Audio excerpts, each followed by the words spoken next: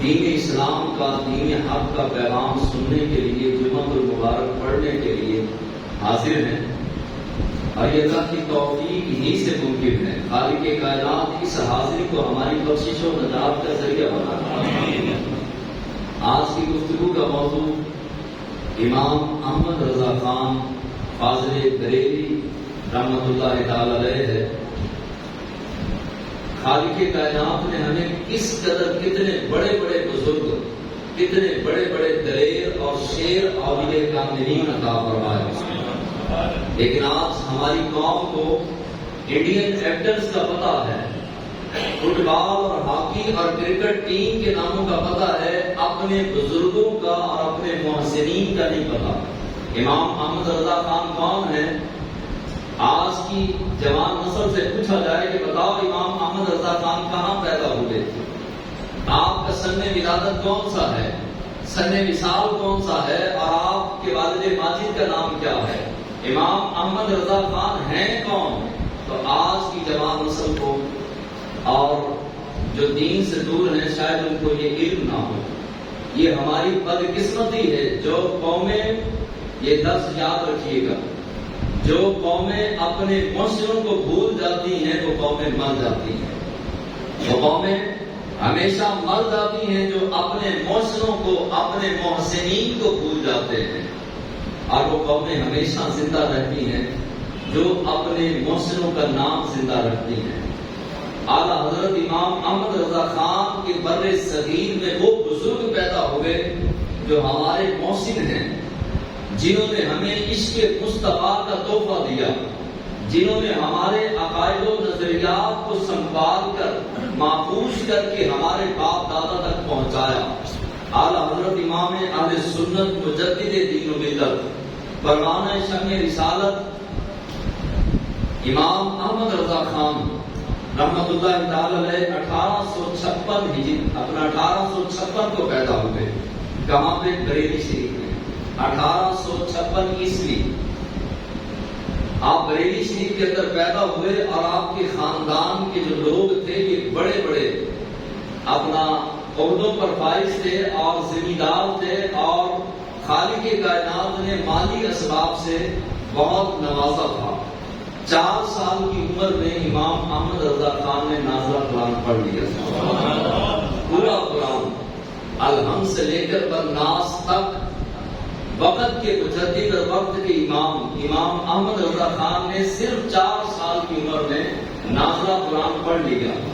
6 سال کی عمر میں بیٹھ کر، جس طرح میں ممبر پر بیٹھ کر خطاب کر رہا ہوں، اعلیٰ حضرت ممبر پر بیٹھے اور پہلا خطاب عشق مصطفیٰ کا فرمایا۔ اور 6 سال کی عمر، 6 سال کے بچے کو سیدھی طرح بولنا بھی نہیں آتا، اور 13 سال کی عمر میں امام احمد رضا خان نے 120 علوم پر دستخط حاصل کر۔ ایک علم ہے درس نظامی، دوسرا علم ہے حافظ قرآن بننا، تیسرا علم ہے مفتی بننا، چوتھا علم ہے محدث بننا، 5واں علم ہے مفسر بننا۔ اس طرح کے 120 علوم اعلیٰ حضرت کو حاصل تھے، اور 120 علوم خالق کائنات نے اعلیٰ حضرت کے حصے میں ڈالے۔ امام احمد رضا خان وقت کے مجدد بھی ہیں، اور 1000 سے زائد کتابیں امام احمد رضا خان نے لکھی، 1000 سے زائد کتابیں، تاکہ قیامت تک آنے والی امت ان کتابوں سے اپنے ایمان کی حفاظت کا عمل جاری رکھے۔ اور بہت سارے مسائل الجھ گئے تھے، اور گستاخان رسول جو ہے وہ جگہ جگہ پر اپنے پاؤں جما رہے تھے۔ اعلیٰ حضرت آئے اور اپنے قلم کی تلوار اٹھائی، اور جتنے بھی گستاخ تھے سب گستاخوں کے پرخچے اڑا دیے، اور تمام کے قدم اکھڑ گئے۔ ہندوستان کی سرزمین پہ سب سے پہلے لوگوں نے حضور علیہ السلام کے خلاف باتیں کرنا شروع کر دی۔ اعلیٰ حضرت نے ان کا مقابلہ کیا۔ اگر کوئی ہندو بولا اعلیٰ حضرت نے اس ہندو کا مقابلہ کیا۔ اگر کوئی انگریز حضور کے خلاف یا دین کے خلاف بولا اعلیٰ حضرت نے اس کا مقابلہ کیا۔ اگر کوئی عام بنیا حضور کے خلاف اٹھا تو حضور نے اعلیٰ حضرت نے اس کا مقابلہ کیا۔ امام احمد رضا خان جب تک حیات رہے حضور کی ناموس اور دین اسلام کی ناموس کے پہرے دار بن کر حیات رہے۔ اعلیٰ حضرت کے پاس امام احمد رضا خان کے پاس ایک شخص آیا، کہنے لگا کہ میں نے سنا ہے کل عید ہے اور آپ نے گائے ذبح کرنی ہے، تو گائے ذبح تو ہم نہیں کرنے دیں گے، ہم ہندو ہیں اور یہ ہم اس کو گاؤ ماتا کہتے ہیں، ہم اس کو اپنی ماں مانتے ہیں، لہذا ہم یہ ذبح نہیں کرنے دیں گے۔ کوئی ماں کو بھی ذبح کرنے دیتا ہے؟ اعلیٰ حضرت امام احمد رضا خان چارپائی پر جلوہ فرما تھے، آپ نے آنکھ بھر کے اس کی طرف دیکھا، فرمایا جو آج کا پیدا ہونے والا ہندو تو مجھے سکھائے گا کہ میں نے کیا ذبح کرنا ہے اور کیا ذبح نہیں کرنا؟ جب میرے آقا مولا صلی اللہ علیہ وسلم نے اجازت دی ہے کہ گائے ذبح کرو اور حضور نے گائے کا گوشت پسند فرمایا ہے، تو کون ہوتا ہے منع کرنے والا؟ اٹھ یہاں سے چلا جا، گائے تو ذبح ہوگی۔ اعلیٰ حضرت نے قلم پکڑا، کتاب پکڑی اور پوری کی پوری یہ کتاب لکھ دی، اور اگلے دن امام احمد رضا خان نے گائے ذبح کی۔ جب ذبح کر دی تو ہندو اکٹھے ہوئے اور فیصلہ یہ کیا کہ رات کو امام احمد رضا خان کو قتل کر دیا جائے۔ انہوں نے خنجر پکڑا، 2-4 آدمی مل کر آئے اور گھات لگا کر اعلیٰ حضرت کے گھر میں رات کے وقت گھس گئے۔ امام احمد رضا خان صحن میں آرام فرما رہے تھے تو ایک ہندو بنیا، وہ دکاندار بھی تھا اور ہندو بھی تھا اور شدت پسند بھی تھا، خنجر پکڑا اور اعلیٰ حضرت کی چارپائی کے قریب آنے لگا۔ اچانک جو ہے وہ چیخ و پکار کی اور دوڑ لگا دی۔ جب واپس دوڑا اور بقیہ لوگ جو باہر کھڑے تھے کہنے لگے کیا ہوا؟ کہا جلدی کرو ورنہ مارے جاؤ گے۔ وہ سارے کے سارے دوڑ گئے۔ صبح ہوئی، وہ شخص جو ہے وہ اعلیٰ حضرت کے پاس ایک غلاف میں لپٹی کوئی چیز پکڑ کے لایا۔ امام احمد رضا خان نے فرمایا کہ یہاں سے چلا جا۔ وہ کہنے لگا کہ نہیں میں مقابلہ کرنے نہیں آیا، وہ رات والا ہندو تھا جو کہتا تھا میں گائے ذبح نہیں کرنے دوں گا، اور جو خنجر لے کر آیا تھا کہنے لگا میری بات سنیے، فرمایا چلا جا یہاں سے، اس سے کوئی بات نہیں کرنے کا۔ حضور آپ سنیے تو صحیح۔ آپ نے فرمایا بول۔ کہنے لگا کہ رات کو جب میں آپ کو قتل کرنے آیا خنجر ہاتھ میں تھا، لیکن ایک شیر آپ کی چارپائی پر بیٹھ کر، چارپائی کے قریب بیٹھ کر آپ کا پہرا دے رہا تھا، مجھے بتائیں، مجھے دکھائیں وہ شیر کہاں ہے؟ اعلیٰ حضرت نے فرمایا کہ جو اللہ کے دین پر پہرا دیتا ہے، جو رسول اللہ صلی اللہ علیہ وسلم کے دین پر پہرا دیتا ہے، رب اس کو تنہا نہیں چھوڑتا۔ خالق کائنات نے فرشتے کی شکل میں شیر کو بٹھا دیا اور میرا پہرا دینے کے لیے میں دین پر پہرا دیتا ہوں، رب میرے جو ہے وہ میرے اوپر فرشتوں کے ذریعے سے پہرا رکھتا ہے تاکہ احمد رضا کو کوئی تکلیف نہ پہنچا سکے۔ اس نے کہا کہ اگر رب آپ کا اتنا طاقتور ہے تو پھر کلمہ پڑھائیے، مسلمان کیجیے۔ وہ ہندو بنیا کلمہ پڑھ کے مسلمان ہو گیا، لیکن اعلیٰ حضرت نے کبھی بھی کسی سے دین کے معاملے میں کمپرومائز نہیں کیا۔ آج تو مولوی چائے کی پیالی میں گر جاتے ہیں، آج تو چودھری صاحب آ جائیں تو موضوع گفتگو بدل جاتا ہے، ایم پی اے اور ایم این اے آ کر بیٹھ جائے تو ہاتھ ہولا رکھا جاتا ہے، اس کی پارٹی کا خیال رکھا جاتا ہے۔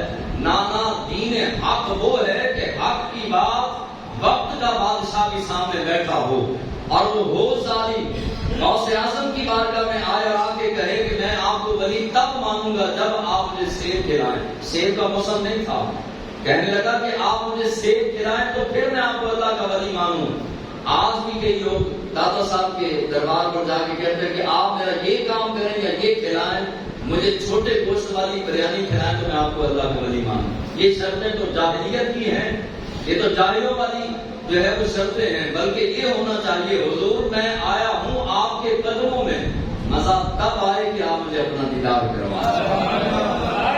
یہ مانگنا چاہیے، بزرگوں کے پاس آپ اس طرح مانگے کہ حضور میں آیا ہوں آپ کے در پہ، اب یہاں سے میں پہلے بدکار تھا اب بھی بدکار رہوں، مزہ نہیں آنا، مہربانی کرو میرے اندر کو نکھارو، میرے دل کی دنیا کو چمکدار کرو تاکہ میرا اندر ٹھیک ہو جائے۔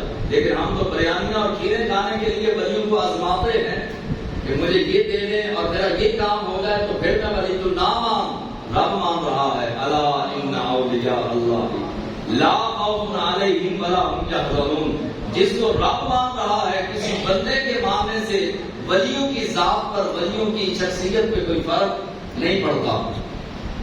غوث اعظم کی بارگاہ میں آیا تو آپ نے ایسے ہوا کے اندر جو ہے وہ ہاتھ مارا، 2 سیب آئے، ایک اس کو دیا، ایک خود لیا۔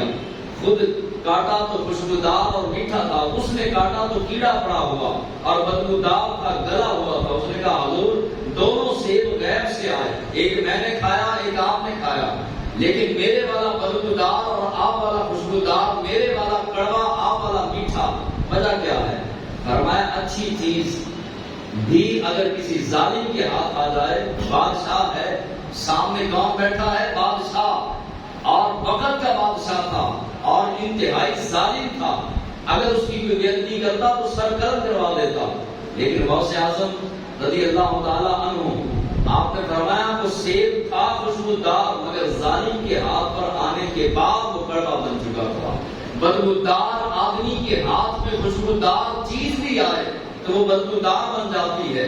یہ غوث اعظم ہے۔ اور نائب غوث اعظم اعلیٰ حضرت امام احمد رضا خان بریلی کے شہنشاہ، بریلی کے تاجدار اور سنیوں کے سالار، سنیوں کے آقا اور نبی کریم صلی اللہ تعالی علیہ وسلم کے عظیم غلام امام احمد رضا خان، آپ کے دور میں یہ شور مچ گیا، چاروں سو یہ شور مچا کہ زمین گھومتی ہے۔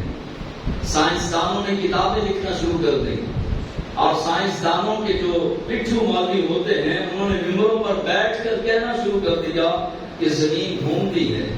اعلیٰ حضرت نے خط لکھے فلاں مولوی کو بھی، فلاں آدمی کو، فلاں سائنسدان کو، فرمایا کہ غلط بات نہ کرو، شریعت کے خلاف بات نہیں کرنی چاہیے۔